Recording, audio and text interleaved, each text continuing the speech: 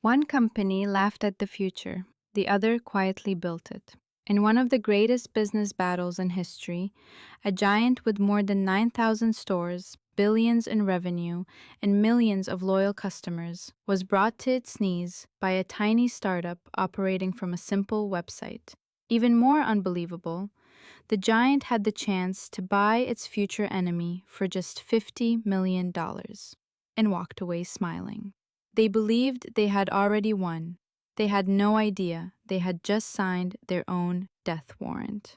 It was the late 1990s, and Friday nights across America followed the same ritual. Families climbed into their cars, couples argued over which movie to rent, kids ran through brightly lit aisles searching for the newest blockbuster hit before someone else grabbed the last copy. The smell of popcorn mixed with plastic DVD cases. The checkout lines stretched across the store. It wasn't just renting movies, it was an experience. At the center of it all stood Blockbuster.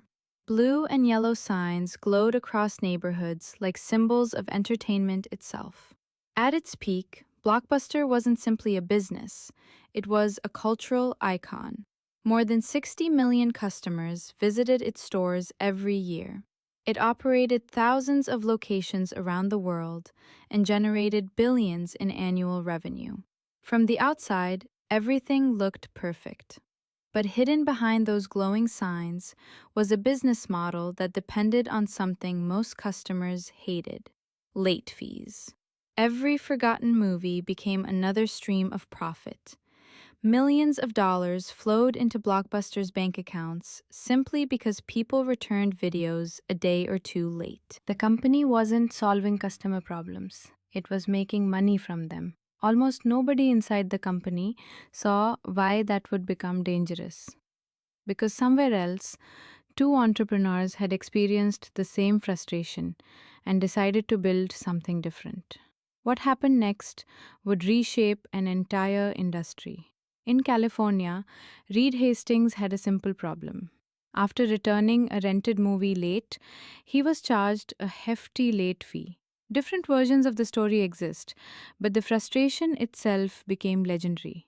Whether it was one movie or several, the experience planted an idea that refused to disappear. Why should watching movies feel stressful? Why should customers be punished for enjoying entertainment? That single question became the beginning of something much bigger. Together with Mark Randolph, Hastings started exploring an entirely new way of renting movies. The internet was still young. Most people barely trusted online shopping. Streaming technology didn't exist. High-speed internet was a luxury. On paper, the idea sounded impossible. Instead of visiting a store, customers would order DVDs online. The company would mail them directly to people's homes. When customers finished watching, they would simply mail them back. No driving, no searching empty shelves, no late fees. It sounded almost too simple, which was exactly why so many people dismissed it. In 1997, Netflix was born. At first, almost nobody noticed. Compared to Blockbuster, Netflix looked microscopic. Blockbuster had money, brand recognition, thousands of employees, prime retail locations. Netflix had a website, a warehouse, and a dream.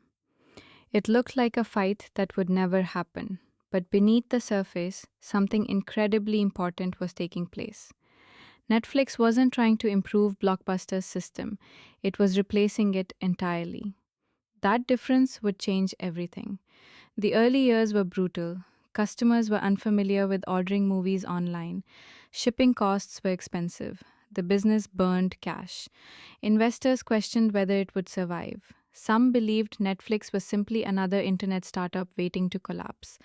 Every day became a battle against doubt. But instead of giving up, Hastings focused on one obsession: convenience. Every decision revolved around making customers happier. No penalties, no pressure, just movies. Then Netflix introduced something revolutionary: a monthly subscription. Instead of paying for every rental, customers paid one flat fee and rented as many movies as they wanted. No due dates, no late fees. Suddenly, customers weren't thinking about returning movies, they were thinking about what to watch next. It completely changed the relationship between the customer and the company. But the real shock was only beginning. While Netflix quietly refined its subscription model, Blockbuster kept celebrating record revenues. Executives believed their physical stores gave them an unbeatable advantage. After all, customers could walk in and leave with a movie immediately. Who would wait days for mail delivery? The numbers seemed to support their confidence. Store openings continued. Expansion continued. Profits remained strong. Success became dangerous. Because success has a strange way of convincing people that tomorrow will look exactly like today. And that illusion can destroy even the biggest companies.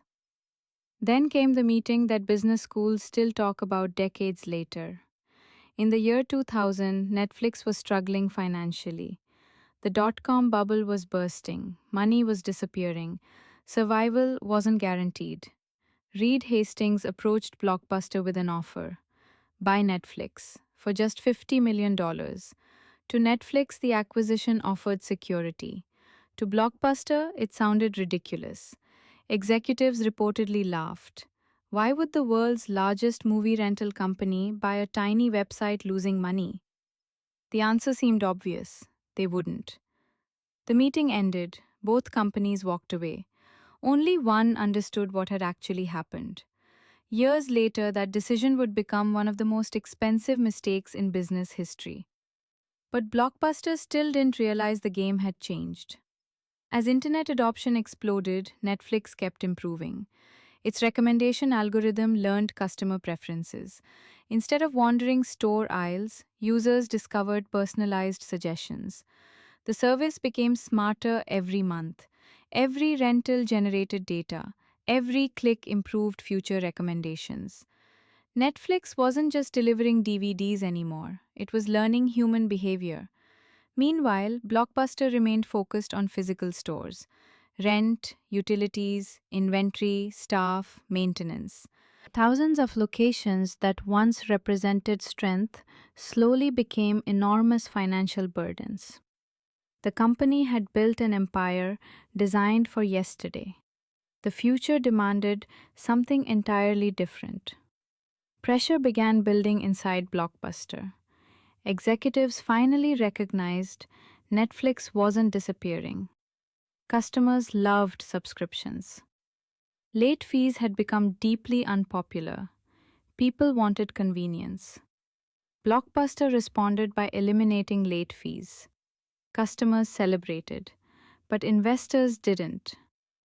Those hated penalties had generated hundreds of millions of dollars every year. Removing them pleased customers but devastated profits. The company suddenly faced an impossible dilemma: keep late fees and lose customers, remove late fees and lose money. Either choice carried enormous risk. Netflix didn't face that problem. Its entire business had been built without them. One company's greatest strength had quietly become its greatest weakness. Then another technological wave appeared. This one would finish the job: broadband internet. For years, streaming movies had been unrealistic. Connections were too slow. Video quality was poor. But technology kept improving. Netflix noticed. Most companies saw faster internet as an upgrade. Netflix saw an entirely new future. If movies could be streamed instantly, why mail DVDs at all? It sounded crazy. Streaming required massive investment: licensing agreements, data centers, new technology. No guarantee customers would embrace it. The safer choice was protecting the DVD business. Many companies would have done exactly that. Netflix chose something much harder. It decided to disrupt itself before someone else could. That decision changed history. In 2007, Netflix launched streaming. At first, the library was limited. The technology wasn't perfect. Many people remained skeptical. But convenience won again. No waiting, no shipping, no returns. Just press play. Once customers experienced instant entertainment, going back felt impossible. The shift accelerated faster than almost anyone expected. Blockbuster watched from the sidelines. It attempted to launch competing services. It experimented with online rentals. It introduced subscription plans. But every new strategy collided with its existing business. Thousands of physical stores still demanded attention. Existing investments still required protection. Past success chained the company to outdated decisions. Netflix had almost nothing to protect. That freedom became its greatest weapon. The financial pressure inside Blockbuster intensified. Debt piled higher. Competition increased. Store traffic declined. Revenue weakened. Each quarter became more painful than the last. Executives searched desperately for solutions. Stores closed. Employees lost jobs. Confidence turned into panic. The company that once dominated American entertainment was now fighting simply to survive. But the most heartbreaking part wasn't the competition, it was timing. For years, Blockbuster had all the resources Netflix lacked: money, customers, brand recognition, partnerships, market dominance. It wasn't defeated because it had fewer advantages. It was defeated because it believed those advantages would last forever. In 2010, Blockbuster filed for bankruptcy. More than 9,000 stores eventually shrank to almost nothing. Millions of loyal customers disappeared. An empire collapsed. Entire generations watched one of America's most recognizable brands vanish. Meanwhile, Netflix accelerated. It expanded internationally. Streaming became mainstream. Then came another bold gamble. Instead of simply distributing movies, why not create them? Many experts thought producing original content was too risky. Hollywood already controlled entertainment. Studios held the power. Netflix disagreed. In 2013, it released House of Cards. The success stunned the industry. Suddenly, Netflix wasn't just delivering entertainment, it was creating it. One successful original became another, then another.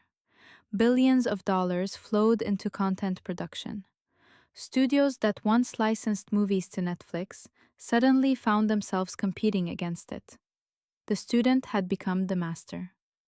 Today, Netflix serves hundreds of millions of subscribers across the globe. Its name has become a verb.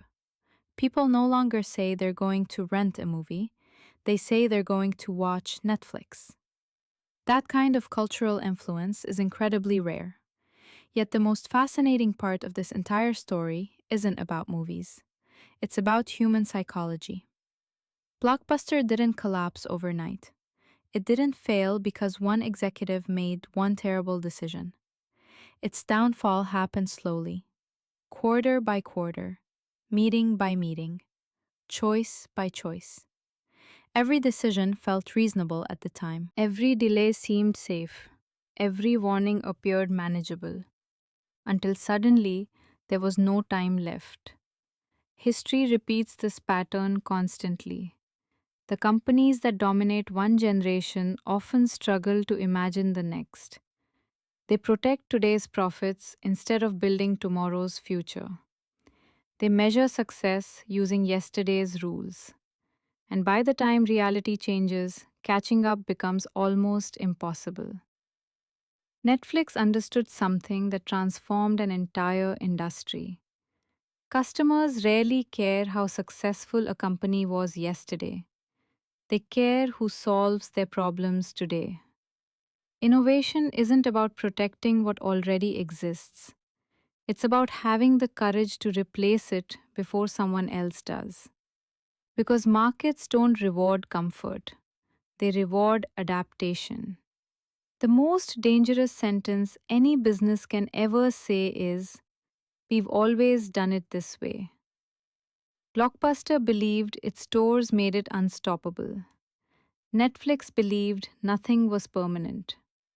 Only one of those beliefs survived. And that's the lesson every entrepreneur, investor, and business leader should remember. Your biggest competitor isn't always the company trying to beat you today. Sometimes it's the future you're refusing to see.